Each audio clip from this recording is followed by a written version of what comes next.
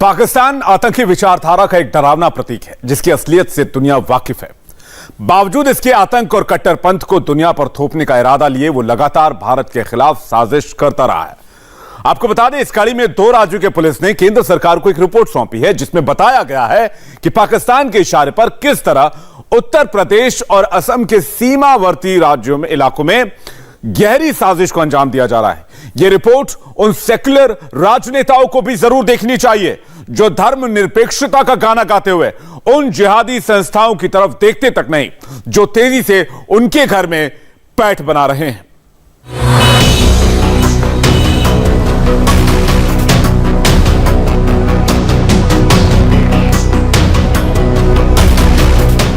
उत्तर प्रदेश और असम में अंतर्राष्ट्रीय सीमा से सटे इलाकों में बीते 1 दशक के दौरान मुस्लिम आबादी में अप्रत्याशित बढ़ोतरी दर्ज की गई है। साथ ही इन इलाकों में मस्जिदों और मदरसों की संख्या में भी अप्रत्याशित वृद्धि हुई है। ग्राम पंचायतों के ताजा रिकॉर्ड के आधार पर उत्तर प्रदेश और असम की पुलिस ने इससे जुड़ी एक रिपोर्ट केंद्रीय गृह मंत्रालय को भी भेजी है। ये रिपोर्ट 2011 की मतदाता सूची, 2011 की जनगणना, स्थानीय पुलिस के पास उपलब्ध रिकॉर्ड और ग्राम पंचायतों के पास उपलब्ध जनसंख्या डेटा का मिलान करके तैयार की गई है, जिसमें चूक की गुंजाइश 0 के करीब है। आंकड़ों के मुताबिक यूपी के वो 7 जिले हैं जहां तेजी से मुस्लिम आबादी बढ़ रही है। उनके नाम है महाराजगंज, सिद्धार्थनगर, बलरामपुर, बहराइच, श्रावस्ती, पीलीभीत, खीरी।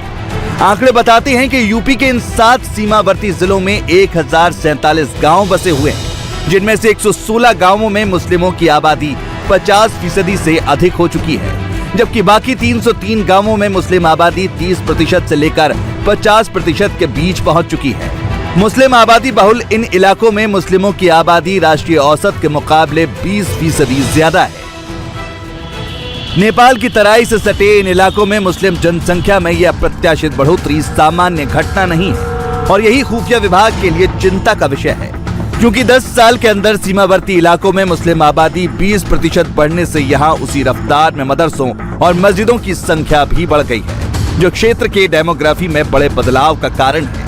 उत्तर प्रदेश पुलिस की भेजी गई रिपोर्ट के मुताबिक सीमावर्ती इलाकों में मात्र 3 सालों के अंदर मस्जिद और मदरसों की संख्या 25% तक बढ़ चुकी है। फरवरी 2018 में जहाँ सीमावर्ती जिलों में मस्जिद और मदरसों की कुल संख्या 1349 थी, वो सितंबर 2021 में बढ़कर 1688 हो चुकी है, जिससे सुरक्षा एजेंसी बेहद संवेदनशील मान रही है। लगातार कट्टरता भी बढ़ रही है और उसमें इनका एक संगठन है वहाबी, विशेष करके मैं गोंडा, बलरामपुर, सिद्धार्थनगर और बहराइच, इन जिलों की बात करता हूं कि ये लोग आकर के नई पीढ़ी को कट्टरता की तरफ ज्यादा ले जाने की कोशिश कर रहे हैं। ये लोग अब ये प्रयास करते हैं कि हम 32% हो जाए, 33% हो जाए, 34% हो जाए। तो इसके पीछे एक बहुत बड़ा कारण पॉलिटिकल है कि हमारी संख्या रहेगी तो हम पॉलिटिकल कब्जा करेंगे और पॉलिटिकल हमारी भागीदारी होगी तो हम सरकार में दबाव बनाएंगे, अपने हिसाब से काम करेंगे। तो ये तो बॉर्डर के जिले में हुआ है और हो रहा है। यूपी पुलिस की इस रिपोर्ट ने खतरे की घंटी बजा दी है, क्योंकि एक सीमित समय के अंदर अप्रत्याशित जनसंख्या वृद्धि का यह पैटर्न घुसपैठ का नया डिजाइन भी हो सकता है। इसलिए उत्तर प्रदेश पुलिस ने अपनी रिपोर्ट में बीएसएफ का दायरा बढ़ाने की सिफारिश की है। सुरक्षा एजेंसियों ने भी इसकी जरूरत पर बल दिया है। यूपी पुलिस का कहना है कि बीएसएफ के अधिकार क्षेत्र का दायरा 50 किलोमीटर से बढ़ाकर 100 किलोमीटर तक कर दिया जाए, ताकि बीएसएफ सीमा से 100 किलोमीटर इलाके तक की रेंज में जांच और तलाशी कर सके। अब ये केंद्रीय गृह मंत्रालय पर निर्भर करता है कि नेपाल से लगने वाले इन सीमावर्ती जिलों को लेकर मंत्रालय क्या फैसला लेता है।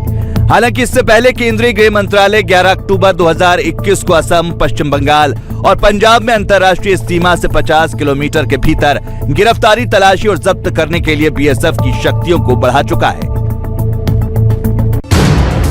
मगर ये मुद्दा सिर्फ उत्तर प्रदेश तक सीमित नहीं है। राजस्थान और उत्तराखंड में भी यही हालात है। राजस्थान में भी मुस्लिम आबादी में अप्रत्याशित वृद्धि के बाद सुरक्षा एजेंसियों ने चिंता जताई थी। बीएसएफ को बॉर्डर इलाके में जहां बाकी समुदाय के लोगों की आबादी में केवल 8 से 10% की बढ़ोतरी देखने को मिली, वहीं मुस्लिम आबादी 20 से 25% की रफ्तार से बढ़े थे। राजस्थान के पोखरण, मोहनगढ़ और जैसलमेर जैसे सीमावर्ती इलाकों में भी कट्टरपंथ को बढ़ावा देने वाली गतिविधियां देखी गईं। नेपाल से लगे उत्तराखंड में भी यही देखने को मिला।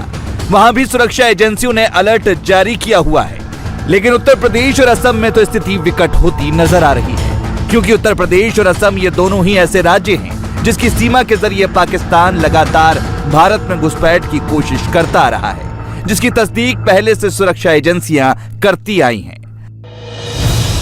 असम पुलिस की भेजी गई रिपोर्ट के मुताबिक साल 2011 से 2021 तक बीते एक दशक में असम की सीमा से लगे जिलों में मुस्लिम आबादी के बढ़ने का प्रतिशत 21.45% तक पहुंच चुका है, जबकि पूरे देश और राज्य में ये 12 से 14% के करीब है, जिसका मतलब है कि असम के सीमावर्ती इलाकों में मुस्लिम समुदाय की आबादी के बढ़ने का प्रतिशत 20% तक पहुंच चुका है। आपको बता दें कि असम पुलिस ने केंद्र को भेजी रिपोर्ट में यह साफ साफ लिखा है कि जनसंख्या वृद्धि के कारणों का पता लगाने के लिए यहां एक व्यापक सामाजिक विश्लेषण किए जाने की जरूरत है। असम में हालात इतने विकट हो चुके हैं कि वैध अवैध नागरिक के बीच फर्क करना सुरक्षा बलों के लिए भी मुश्किल हो गया है। पुलिस की रिपोर्ट में इस बात का भी इशारा किया गया है कि बॉर्डर इलाकों में कई सालों से घुसपैठ जारी है, लेकिन राज्य पुलिस के सामने सबसे बड़ी चुनौती यह है कि कई घुसपैठियों के नाम पंचायतों के रिकॉर्ड में भी दर्ज है। ऐसी स्थिति में उनमें से कौन वैध और कौन अवैध ये पहचान करना मुश्किल साबित हो रहा है। सामाजिक सांस्कृतिक समानता भी सुरक्षा कर्मियों के लिए कानूनी और अवैध प्रवासियों के बीच अंतर करने में मुश्किल खड़े कर रही है।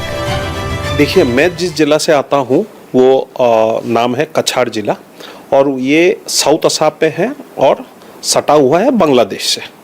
और जो स्थिति वहाँ का है, ऑब्वियसली जो बॉर्डरिंग एरिया से, जो गांव बॉर्डर में है, वहाँ पे पॉपुलेशन बहुत बढ़ रहा है, और ये दिखने को मिल रहा है कि ऑब्वियसली बच्चों का तादाद बढ़ रहा है। स्कूल कॉलेज में जाओ तो रास्ते से गाड़ी लेके आप जाओ तो पॉपुलेशन, जो स्थिति आज से 10-15 साल पहले था, वो स्थिति अभी नहीं है। बहुत काफ़ी पॉपुलेशन बढ़ा हुआ है, और जो स्टैटिस्टिक्स हम लोगों का सामने है वो भी इसमें भी दिखने को मिल रहा है कि ऑलमोस्ट बॉर्डरिंग एरियाज में, असम बांग्लादेश की बॉर्डरिंग एरियाज में माइनॉरिटी जो कम्युनिटी है उसकी पॉपुलेशन की ग्रोथ ऑलमोस्ट 30-32% है। This is very significant and it is much more than the national level.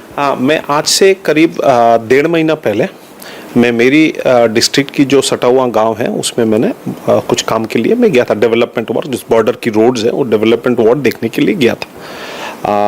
ताज्जुब की बात यह है कि बॉर्डर एरिया में गांव में कोई पॉपुलेशन नहीं है, 4 या 5 घर है, लेकिन वो 4-5 घर में 3 या 4 मतलब 75% ऑफ द घर उसमें मस्जिद है। तो ये अगर घर 5 है उसमें 4 मस्जिद है, मेरे को तो obviously there is a big question mark coming on, क्यों 5 में से 4 मस्जिद क्यों होगा। तो ऑब्वियसली मेरे ख्याल से ये सब अभी समय आया है, थोड़ा अच्छी तरह से इसका इंटेलिजेंस लगाया जाए, अच्छी ऑफिसर वहाँ पे भेजा जाए, देखा जाए।